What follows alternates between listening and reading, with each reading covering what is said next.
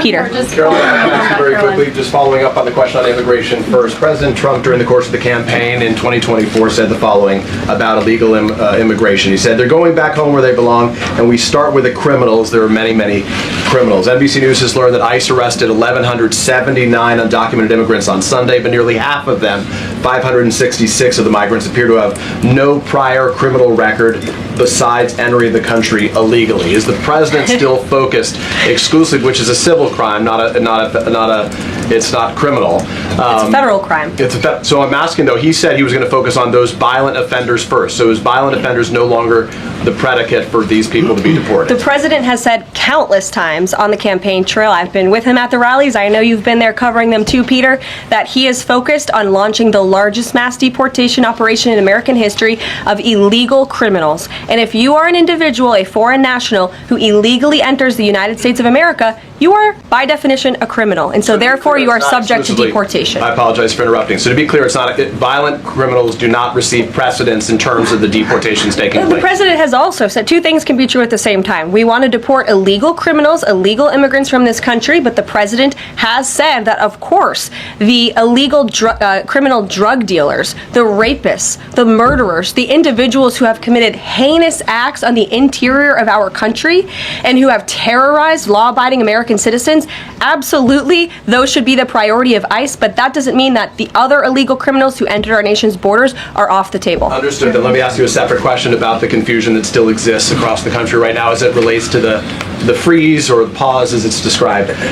President Trump, of course, ran one of the key policy items was that he was going to lower prices, lower the cost of everything from groceries, as he often said. But in many of the cases, it would seem that some of these moves could raise prices for real Americans on everything from low-income heating, that program, child care programs. Will nothing that the president's doing here in terms of the freeze in these programs raise prices on ordinary Americans? What particular actions are you referring to that I'm would... referring to LHEAP right now. That's the low-income heating program, for example. We can talk about, there's no clarity, so I could refer to a lot of them. We don't know what they are specifically. Can you tell us that LHEAP is not one of those affected? So you're asking a hypothetical based on programs that you can't even identify. What I can tell you is that since you guys haven't identified, let's do it together just for Americans at home. Medicaid, is that affected? I gave you a list of examples: Social Security, Medicare, welfare benefits, food stamps that will not be impacted by this federal pause. I can get you the full list after this briefing from the Office of Management and Budget. But I do want to address the cost cutting because that's certainly very important and cutting the cost of living in this country. President Trump has taken historic action over the past week to do that. He actually signed a memorandum to deliver emergency price relief for American families, which took a number of actions. I can walk you through those. He also repealed many onerous Biden administration regulations. We know over the past 4 years, American households has been essentially taxed $55,000 in regulations from the previous administration. President Trump, with the swipe of his pen, rescinded those, which will ultimately put more money back in the pockets of the American people. So deregulation is a big deal. And then when it comes to energy, I mean, the president signed an executive order to declare a national energy emergency here at home, which is going to make America energy dominant. We know that energy is one of the #1 drivers of inflation, and so that's why the president wants to increase our energy supply to bring down costs for Americans. The Trump energy boom is incoming, and Americans can expect that. Please share that out. Thank you. Caroline, I think some of the confusion may be here with this pause on federal funding. You've made it clear you're not stopping funds that go directly to individuals, but there certainly are lots of organizations that receive funding and then may pass along a benefit. Meals on Wheels, for one. They provide meals for over 2.2 million seniors. What is the president's message to Americans out there, many of whom supported him and voted for him, who are concerned that this is going to impact them directly, even if, as you said, the funding isn't coming directly to their wallet? I have now been asked and answered this question 4 times. To individuals at home who receive direct assistance from the federal government, you will not be impacted by this federal freeze. In fact, OMB just sent out a memo to Capitol Hill with Q&A to clarify some of the questions and the answers that all of you are asking me right now. Again, direct assistance will not be impacted. I've been asked and answered about this OMB memo. There's many other topics of the day. Jackie But Heimer. indirect assistance, Thank you, Caroline, it's Caroline. going to another organization and then trickling down.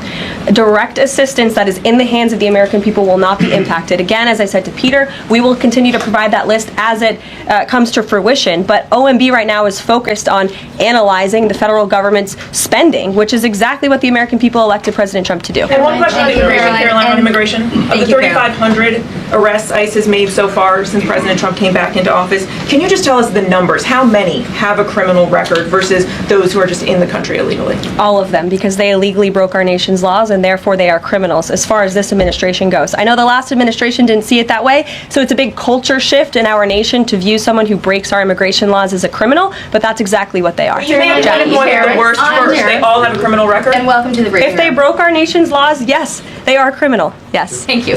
On stripping security details for figures like John Bolton, Pompeo, Brian Hook, Senator Tom Cotton said that he's seen the intelligence and the threat from Iran is real for anyone who played a role in the Soleimani strike. He voiced concern it wouldn't just impact those individuals, but potentially their family, innocent bystanders, friends, anyone who's near them when they're out in public. Is the president open to reconsidering his decision? The president was asked and answered this yesterday, and he was firm in his decision despite some of the comments that you had referenced. And he's made it very clear that he does not believe American taxpayers should fund security details for individuals who have served in the government for the rest of their lives. And there's nothing stopping these individuals that you mentioned from obtaining private security. That's where the president stands on it. I have no updates on that. Is there any concern that this decision might jeopardize the administration's ability to hire the best advisors for these kinds of positions in the future? No, in fact, I've talked to the Presidential Personnel Office who has told me directly that there is such an influx of resumes for this administration that it's incredibly overwhelming. There is no lack of talent for the Trump administration. Reagan Reed. Would he take any responsibility if anything happened to these people? Would he feel at all that his decision was a factor in that? The president was asked and answered this yesterday. I defer you to his Thanks, comments. Caroline. Reagan, since you're in the back row, I hear you. The back row hasn't gotten much attention in the last 4 years, so I'm happy to answer your I question. can project. Does the president intend to permanently cut off funding to NGOs that are bringing illegal foreign nationals to the country, such as Catholic charities? I am actually quite certain that the president signed an executive order that did just that, and I can point you to that. One more, Caroline. President Trump issued an executive order on increased vetting for refugees and visa applications. That's Part of that order was considering an outright ban for countries that have deficient screening processes. Has the president considered yet which countries might fall into this category? Are countries like Afghanistan or Syria under consideration for a full ban? Yeah, so the president signed an executive order to streamline the vetting for visa applicants and for illegal immigrants in this country who are coming, of course, from other nations. It also directed the Secretary of State to review the process and make sure that other countries around the world are being completely transparent with our nation and the individuals that they are sending here. And so the Secretary of State has been directed to report back to the president. I haven't seen that report yet. We've only been here for a few days. Caroline, questions for you. One, on the freeze in federal funding. Who advised the president on the legality of telling government agencies that they don't have to spend money that was already appropriated by Congress? Well, as the OMB memo states, this is certainly within the confines of the law. So White House counsel's office believes that this is within the president's power to do it, and therefore he's doing it. Okay, so they disagree with lawmakers who say that they don't have the power to freeze this funding. Again, I would point you to the language in the memo that clearly states this is within the law. And on what happened on Friday night, the administration fired several inspectors general without giving Congress the 30-day legally required notification that they were being fired. I think only 2 were left at DHS and the DOJ. And then yesterday we saw several prosecutors, I believe 12, fired from the Justice Department who worked on the investigations into the president. As you know, they are career prosecutors, therefore they are afforded civil service protections. How is the administration deciding which laws to follow and which ones to ignore? So it is the belief of this White House and the White House counsel's office that the president was within his executive authority to do that. He is the executive of the executive branch, and therefore he has the power to fire anyone within the executive branch that he wishes to. There's also a case that went before the Supreme Court in 2020, Scala Law LLC versus the Customs, bureau protection. I would advise you to look at that case, and that's the legality that this White House was resting on. You're confident that if they bring lawsuits against you, the prosecutors who were fired, that they will succeed? We will win in court, And yes. did he personally direct this, given they worked on the classified documents investigation and the election interference investigation? This was a memo that went out by the Presidential Personnel Office, and the President is the leader of this White House, so it did yes. come from him. Yes. Caroline? Sure. Thank you. Congrats on your first day behind the podium. Thank you. President Trump ended funding for UNRWA and also designated the Houthis a foreign terrorist organization. That's right. Both were decisions that the previous administration had reversed. So here's my question. Will there be an investigation into who gave the previous administration this terrible advice? Well, that's a very good point. I haven't heard discussions about such an investigation, but it wouldn't be a bad idea considering that the Houthis certainly are terrorists. They have launched attacks on U.S. naval ships across this world, and so I think it was a very wise move by this administration to redesignate them as a terrorist group, because they are, and I think it was a foolish decision by the previous administration to do so. As for an investigation, I'm not sure about that, but it's not a bad idea. Josh. Thank you for the question. I appreciate it. Can you give us an update on the president's plans for his tariff agenda? He spoke a lot about this yesterday, and there's a couple of dates coming up that he's spoken to. Number one, February 1st, he's alluded to both the potential for tariffs for Canada and Mexico, but also China to take effect on those days. What's he thinking about that?